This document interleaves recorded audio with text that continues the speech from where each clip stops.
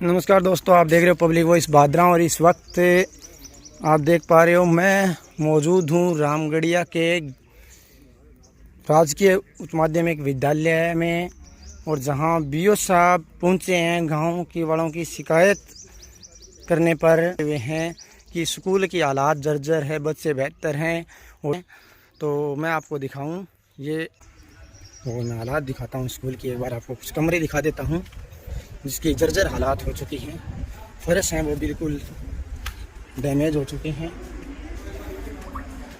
आपको कुछ दिखाता हूँ, बाद में बीओ ऑफिसर से भी बात कराएंगे। और इस वक्त कुछ कमरों के हालात मैं दिखाता हूँ। ये देखिए, देख पा रहे हैं किस तरह से ईंटें निकल गई हैं।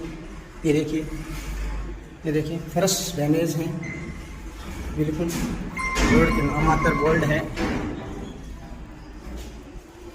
और भी मैं कमरे दिखाता हूँ। जो पोलिंग बूथ है उसके, जिसको पोलिंग बूथ का दायरा दिया गया है, ये पोलिंग बूथ भी रहा है। और इसके आगे हालात देखिए आप कमरों की। पोलिंग बूथ होने के बावजूद इस कमरे की हालात देखिए।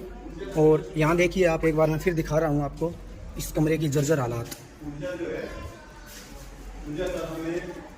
इसी तरह के लगभग कमरे हैं वो ख़राब हो चुके हैं।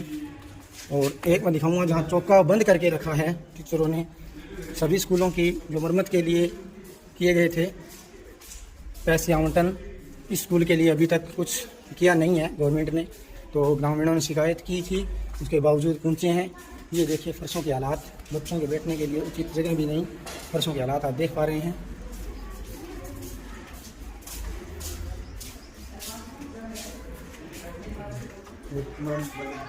इस देखिए यहाँ ये पट्टियाँ टूट चुकी थी, जिसके बाद ग्रामीणों ने कुछ करके यहाँ ये लगवाई हैं ताकि ये सुरक्षित रह सके, बच्चों के ऊपर ना गिरें।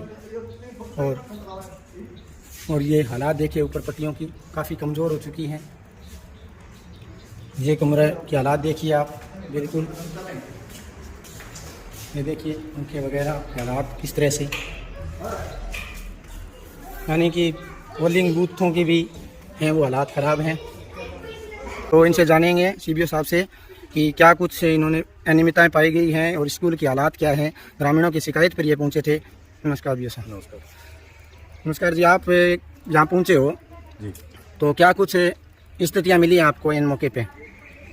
थोड़ी सफाई व्यवस्था और कुछ प्रशासनिक कमजोरियां मिली है, तो मैडम को 7 दिन का समय दिया है उन सभी को दुरुस्त करने के लिए।